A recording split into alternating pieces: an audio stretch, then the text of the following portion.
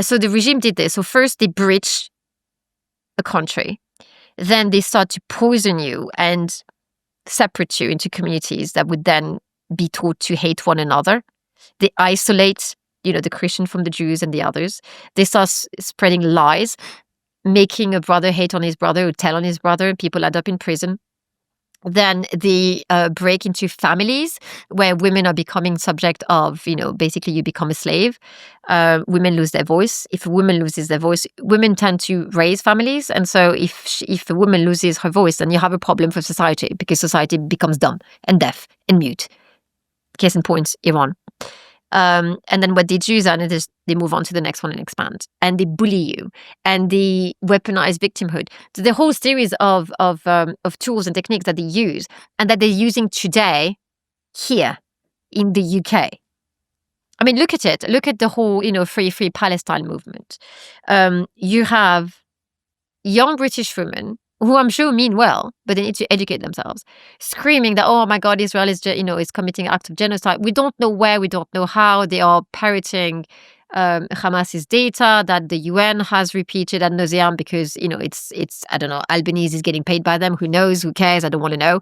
But she's a despicable person. But they don't think for a second, like, who it is that you are, who are you promoting exactly? Who are you defending? Because if you're defending Palestinians, and asking them to be freed from Hamas, I'm with you. All day, every day. Now, if you're telling me that Hamas is a good idea, when Hamas is actually asking you to be throwing, the LGBTQ community from the highest building, I got a problem with you. If you're telling me that women are half have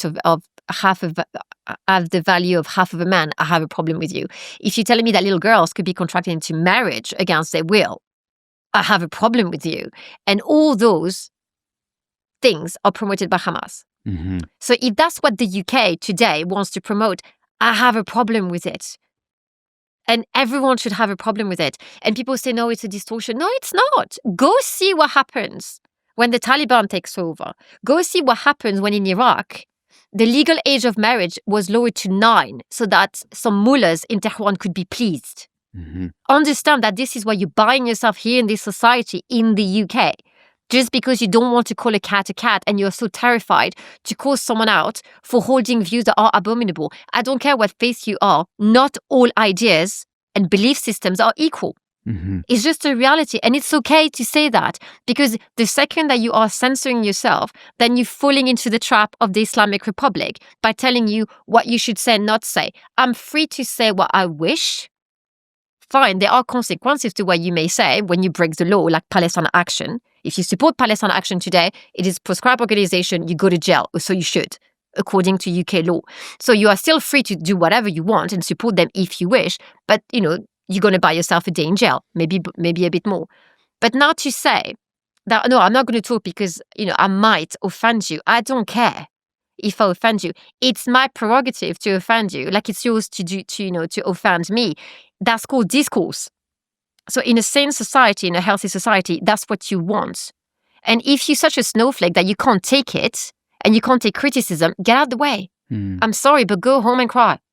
Well, but I have no sympathy for you.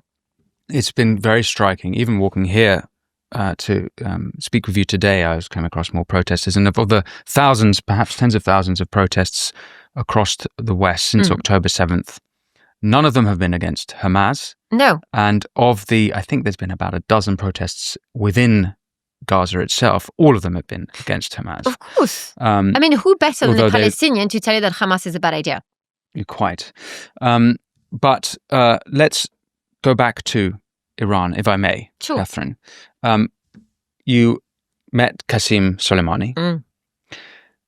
In Iraq, by the way, not in Iran. You met him in Iraq. Mm-hmm. Okay, and what was your interaction with him? It wasn't a funny half hour. So interestingly enough, about all those gentlemen I've met except for Raisi, because it was an hour flight, it was about 30 minutes, 20 minutes each. So it wasn't very long. And mainly they did the talking, so it wasn't me. With Qassem Soleimani, so the way it kind of panned out, and it wasn't planned at all. So I was invited by Nader and his wife, Zainab Mahanna, to go to Iraq to attend the Arba'in pilgrimage. So I did. We went to Najaf, and then we went to Karbala. And when I got there, I had this very excited right-hand man for Nader, Hamid, telling me, oh my God, Zainab Soleimani is in the hotel that we're staying at. And I was just like, as in like Soleimani's daughter? And he was like, yeah, she's upstairs and, she wants to meet with you. So I went. And she was there with Imad Mournier's daughter, another Zainab. And Imad Mournier was famously taken out by Mossad at some point in Lebanon. He was literally blown into many, many, many pieces. And he was the head of Hezbollah back then, before Nasrallah took over. And so took a picture with the two ladies. Not sure they like it, but it was taken and it's been published ever. And I was asking her, I said, so I'm assuming that if you hear, maybe daddy is not far. And she was like, yes, indeed. And so a meeting was arranged where I sat with him, but that wasn't a very comfortable. That's when I got a bit scared because I was thinking okay, we're getting into territory that I really don't want to venture into. Where he called one of his aides, so he was sitting on the floor, so was I, and there was a couple of other people there. And so he called his aide and asking him to bring maps of Syria. And I was like, whoa, no, I do not want to see those. And so he had maps. Why don't you want to see them? Because I kind of figured that they were going to talk about ISIS and other things. And I was just like, it's too much. It's too, you then going into an area that is way too dangerous and too specific, as in military sensitive, that I didn't want to get into. That scared me. It scared you because, and I'm trying to work this out, if they felt like you knew military.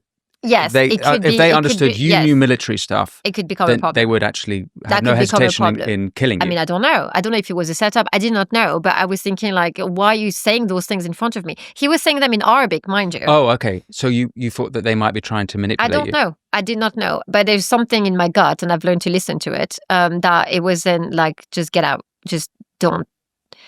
Just don't. And so I, first of all, I did not listen. I didn't pay attention, but he was just pointing at a map. And what he did say was quite interesting, though, because he was telling me that it was do you know, I mean, it was quite cryptic because he didn't say it as it wasn't a truth that he was telling me. It was very he was playing with me, where he was asking me about, what do I know about ISIS? And he was telling me that don't you find it fascinating that we always know where they are? And I was like, okay. And that, maybe, just maybe. So I was like, okay, that's fun. And then I had a conversation years later with another gentleman who was actually explaining to me that he was in Iraq one day, in a very kind of Shia neighborhood of Baghdad, and that you had someone a truck, with the flag of ISIS that back then was not known as, because nobody knew about them. They hadn't shown up yet, with Farsi-speaking militants with tattoos, and there was an altercation, and one of the guys got killed, which is why he ended up in his living room, because his brother was a doctor or something, and they were trying to help him out, not knowing who he was.